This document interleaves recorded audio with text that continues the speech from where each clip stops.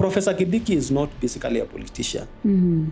He has his own strength, but when it comes to political mobilization, Mbarire has that in blood, and she is an experienced politician. Politically, Cecily Mbarire is more popular and more powerful than Professor Kindiki.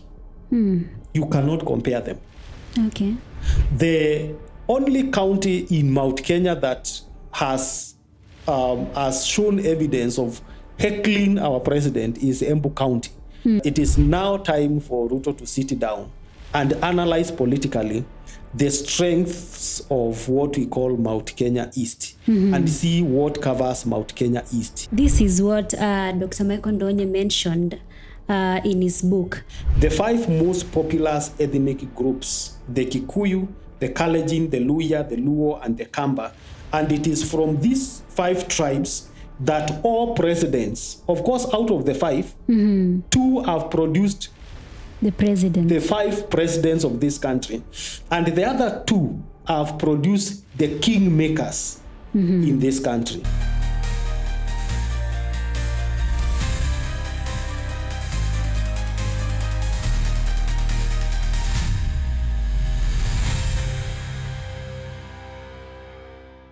Hello and welcome back to the Political Oracle, a segment of the Talk Chat podcast. My name is Pendo Setim.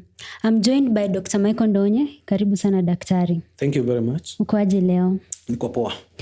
Today I want us to talk about the issue you mentioned in our last video, where we were talking about the feuds in UDA and the likelihood of Embu Governor Cecily Mbarire getting out of the party. Yeah.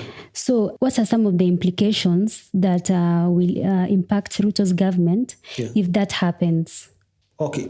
Yeah, thank you. And I think maybe before I answer my question, it is important to have once more an analysis of Mount Kenya East, as they call it, and also the issue of women governors in this country.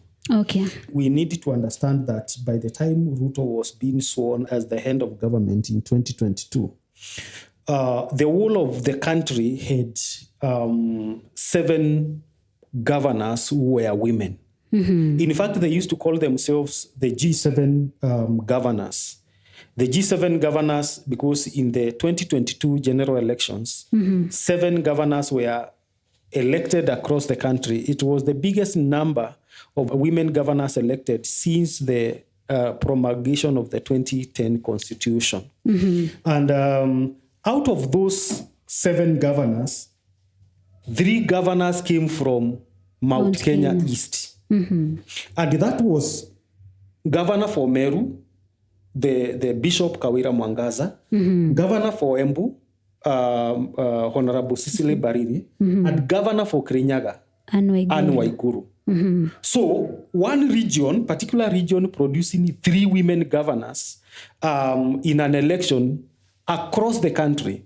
And it is only the other 4 that came from other parts of the country. And of course, this included the governor for Kwale, the governor for Homa Bay, and governor for Nakuru. Others came from Mount Kenya East. And now, come back to home. And the reason why this region is so key to UDA, Governor Cecily Mbarire became the chairperson for UDA. Governor Anne Waiguru is the chairperson for the Council of Governors in Kenya. And these are coming from the same region. Currently, as we speak, we have now the deputy president coming from the same region. And of course, the CS for public service. Ruko. So how is this important? This is important because if Ruto is going to lose touch with the Mount Kenya East, he is going to lose big. This is a region that I don't know, maybe nature put it like that, or in its own design, it was destined to have more women. Of course, currently as we speak, there are 2 governors, women governors, because already Kawira Mwangaza was ousted, and now there is a man who was sworn in recently as governor for Meru. So that is why this region is very critical. First of all, the region. Number two, you come now to the issue of the women governors across the country. Currently, they are now not 7 because Kawira Mwangaza is out. They are now 6 governors across the country. We have the governor, Anne Waiguru, governor for Kirinyaga, Susan Kehika, governor for Nakuru, Wavinya Ndeti, governor for Machakos, Gladys Wanga, Homa Bay, Cecily Mbarire now for Embu, and Fatuma Achani for Kwale. But why is Cecily Mbarire important? Okay, remember now, in the same region, the governor who now borders Cecily Mbarire in one side of the county is actually Anne Waiguru. Anne Waiguru is still the chair for the Council for Governors in the whole country. If now the chairperson is going to be out, in fact now, why is it that they were forming the G7?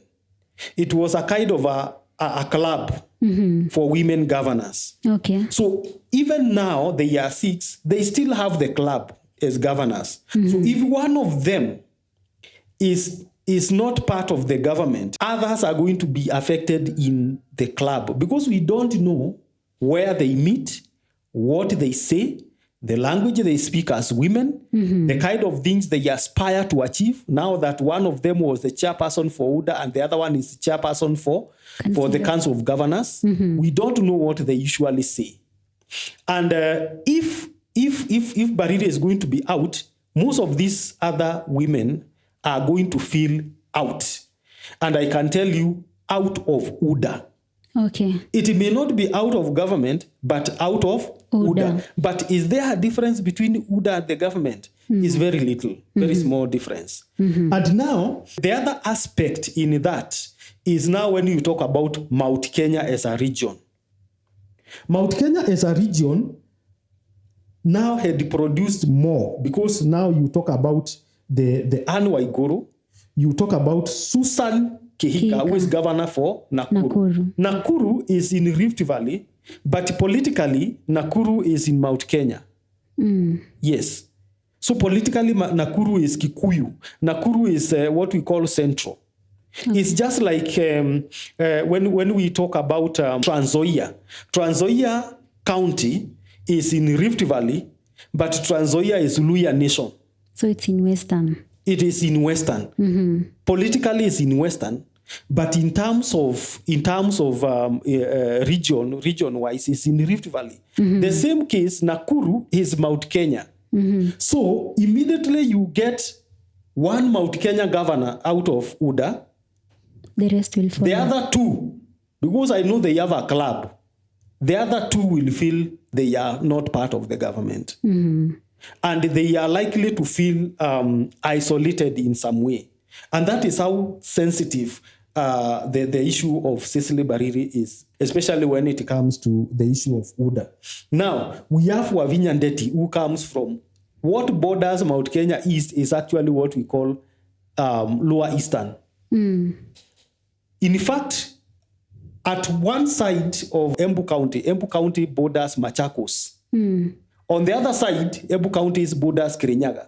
Okay. In fact, these are neighbors. Embu County, Kirinyaga, Cecily Mbarire, Wavinya Ndeti, Machakos, and then Anne Waiguru, Kirinyaga. Those are bordering counties. In fact, they are bordering. There is nothing that separates them. They are neighbors. They are neighbors. So these are neighbors who actually share a lot of resources together. Okay. So if Mbarire is out, Wavinya is not in, they are friends. And of course now the issue of gender.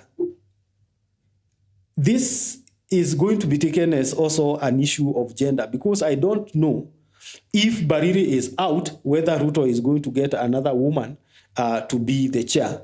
Because Wanga is not UNDA. Okay? Yeah. So, of course, Raila Odinga is in government and Homa Bay is now part of the government together with other parts of Luo Nyanza. But I don't see a situation whereby Wanga can go to be to be the chairperson. So the other person who remains now is the governor for Kwale. Governor for Kwale. That is what remains, or governor for Nakuru.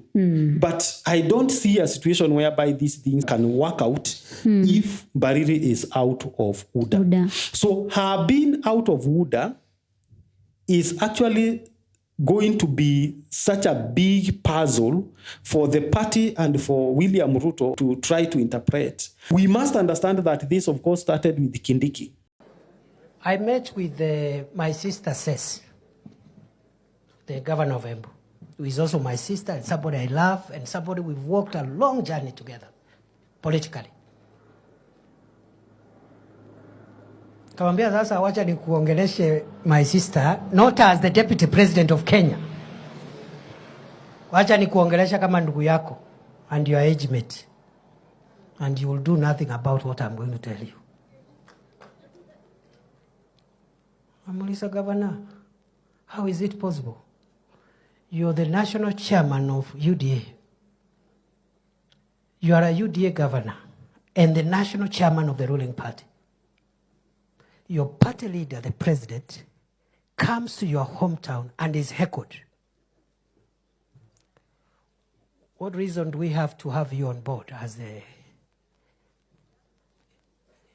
Yeah? How is that possible? It's not possible. Yeah. Vijana wanapigia rais hapo kelele. Ati rais amesema kitu ambayo labda hawapendi. It is Kindiki who actually tried to rationalize the fact that she is the governor for Embu, she is the chairperson for UDA, and she is not mobilizing her people to support the president. Because as I have said severally in this particular show, the only county in Mount Kenya that has shown evidence of heckling our president is Embu County. Of course, I know because that is where I come from. And I'm saying that because for me, I have two governors. I have governor for Nakuru. She is my governor where I stay, where I work. But home is Embu. So Cecily Mbarire is my governor at home. On the other side, if I throw stones from my house, they go across to Machakos. So Wavinya Deti is basically also my governor. So I know what I'm talking about.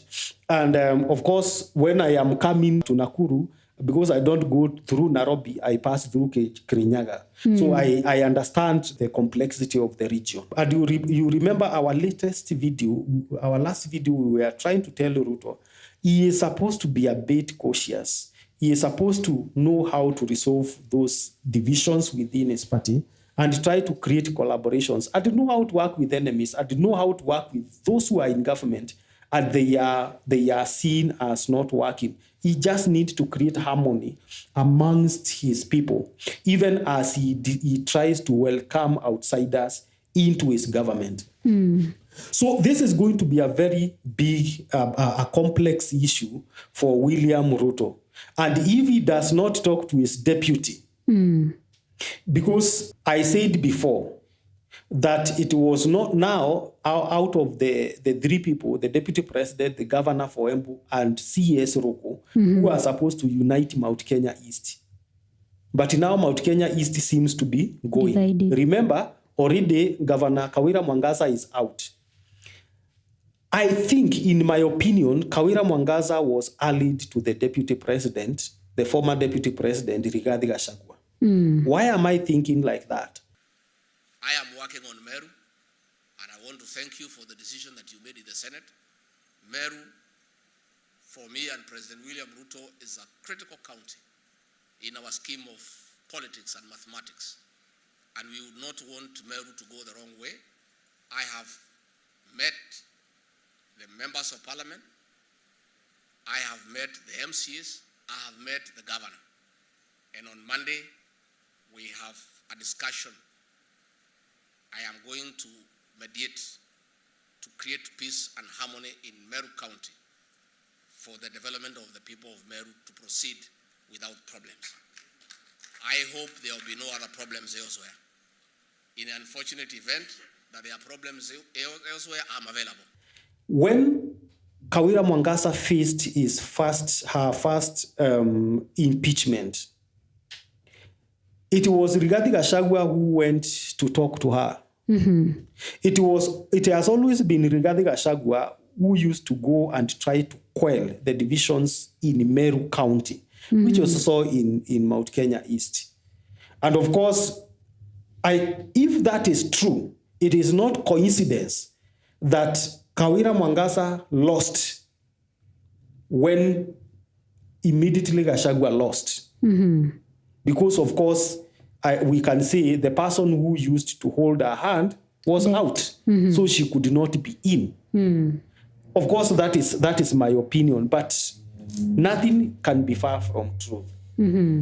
So if at all William Ruto is going to play around with the issue of Mbarire, this will bring about the issue of gender, the issue of the relationship, the issue of the Council of Governors, the issue of women governors, and it is going to be complex. And of course, the other thing we need to understand is that Cecily Mbarire is not a person to wish away.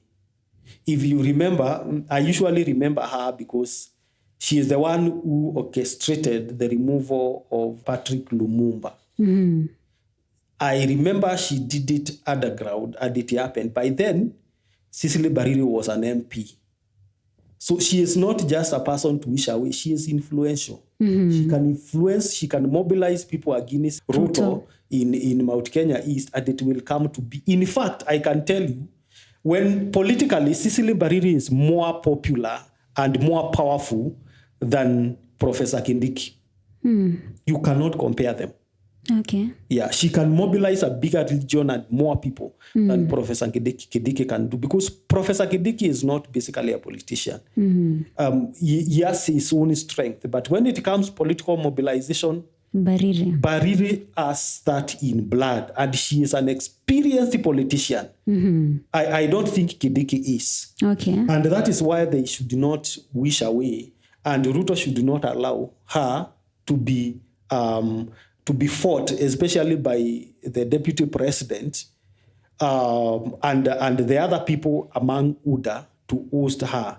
She better remain, just like they usually say, this is the person, you should just let them mess from within instead of having them mess from out, because it is not likely to be a good decision.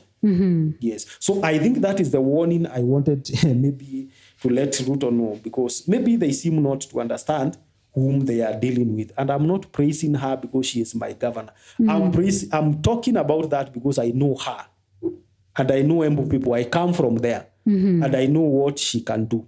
Okay. And of course, the other complexities that surrounds her governorship, her being a woman, her being a leader for a long time, her bordering other women governors. And it is now time for Ruto to sit down and analyze politically the strengths of what we call Mount Kenya East and see what covers Mount Kenya East. Because as I have said, Mount Kenya East has almost all the women governors in this country. Apart from 3. The one for Nakuru, the one for Kwale, and the one for Omabay. But also, if you expand it further, you will find Susan Keika in Mount Kenya. And that is what brings the complexity of those UDA politics. Yes. Thank you so much, Daktari. Now, let's talk about your book.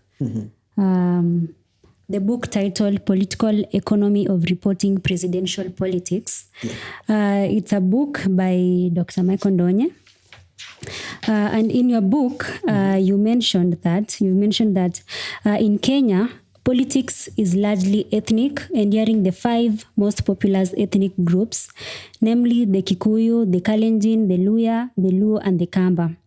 It is from these 5 tribes that all presidents and their kingmakers have come since independence in 1963, and the situation is not promising to change soon. Yes. This is what Dr. Michael Ndonye mentioned in his book.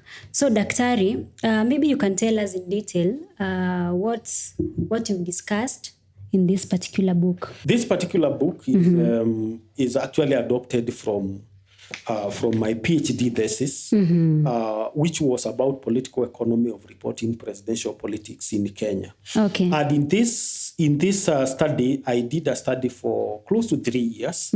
I was trying to understand the complexity of presidential politics in not only in this country, but also how presidential politics in outside Kenya, in both global north and global south. Have tried to shape or they picture themselves in Kenyan presidential politics. Okay. And of course, the paragraph you have read, I think, is in the preface. In the preface, talks about ethnic politics, which is everyone talks about it. And I tried to analyze it from the perspective of population. The 5 most popular ethnic groups, the Kikuyu, the Kalenjin, the Luya, the Luo, and the Kamba. And it is from these 5 tribes that all presidents, of course, out of the 5, 2 have produced the president. The 5 presidents of this country. And the other 2 have produced the kingmakers in this country. Okay. Of course, that is something we already know. And the book is analyzing the reporting because I tried to bridge, to look at how media is used to create ethnopolitics. Ethnopolitics as in politics which are ethnic based. Okay. And let me mention 5 things that are in this particular book that I know most of you can buy them. They are there at Nuria. You can find them, or you can order a copy from us and we'll be able to deliver. It's a very precise book that has a lot of issues that touches on presidential politics in this country. Now, there are 5 things. 5 things I wanted to mention. One is ethnopolitics as a tool. And in this book, I argue that political players use ethnicity strategically to gain influence and maintain relevance in their region. And I have tried to give a lot of examples from Kenya across all the regions of how some people use, of course, ethnicity strategically to mobilize numbers. I know this is not new, but the way I did the research and the way I tried to analyze, either from the media or from the ground, because I had to interview a number of politicians, I realized it is something that is likely to endure for some time. It is not something that we should avoid, especially when it comes to presidential politics. Of course, the other thing in that book is media's role in ethnopolitical journalism. I actually came up with this term, ethnopolitical journalism, and the issue was that media is not just a passive observer when it comes to elections, when it comes to presidential politics. Media is actually out and it has been seen. And I did a lot of study on especially television shows, trying to analyze as many shows as possible and trying to see that in every show, in all our medias, for 3 years towards 2022, they were inviting panelists. It was not coincidence that the panelists in all the media TV shows they were inviting, they came from the 5 tribes. Okay.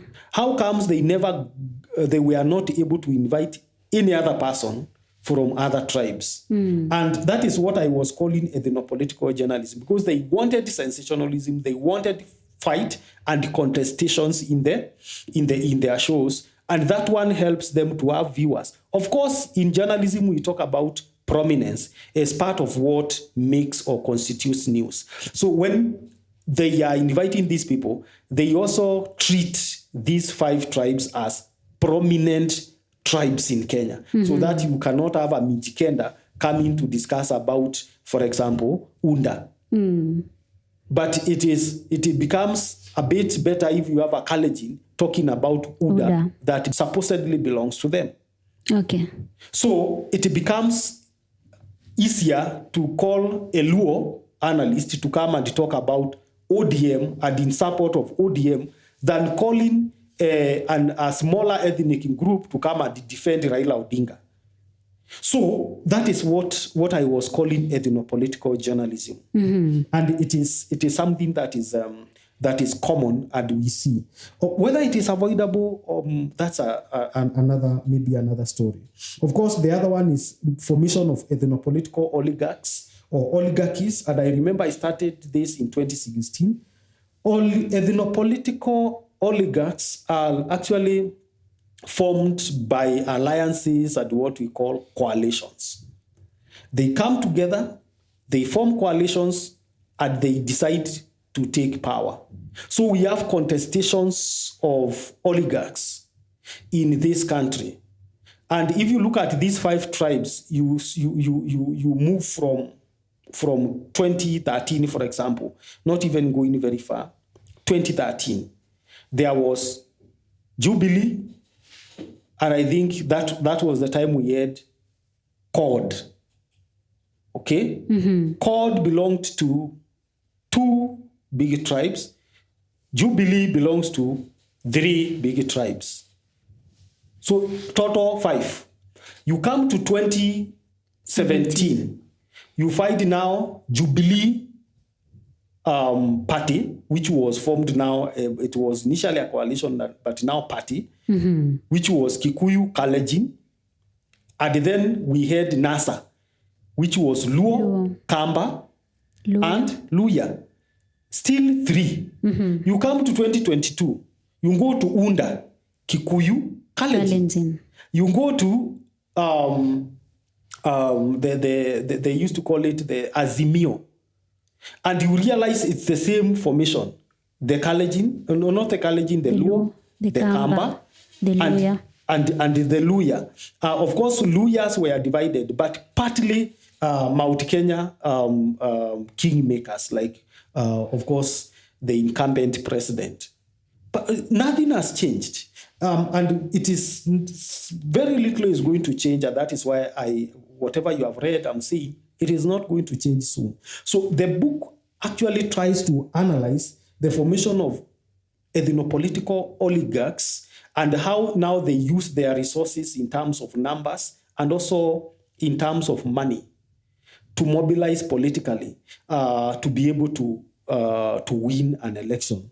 And of course, number 4 is electoral process and power dynamics, political elites, and media interacting to sustain ethnopolitical oligarchies. And media is part and parcel of that, because media is usually a platform that they use to do their campaigns, to do messaging in their politics, and that kind of a thing. So we cannot separate media from the formation of this and the power dynamics. And then, of course, the impact on governance. This phenomenon I'm calling the ethnopolitics, ethnopolitical journalism, ethnopolitical oligarchs. The phenomenon ensures that governance structures favor dominant ethnic groups, influencing policy and resource distribution. And if, of course, there are many things that you can read from the book, and it is study-based, it is evidence-based, because I did not think of it. It is something I carried out research, I collected data, I tried to analyze, and I hypothesized here and there using the political economy as a theory. And I realized a lot of what happens in Kenya, you can understand it from numbers right from independence up to the time we are today. So it's a very simple book. It's not a very long one. I think every Kenyan would want to have it if they want to understand the dynamics of presidential politics in this country. Yes. Thank you so much, Daktari. We've come to the end of the political oracle. Don't forget to grab your copy of The Political Economy of Reporting Presidential Politics by Dr. Michael Ndonye. Until we meet next time, bye-bye.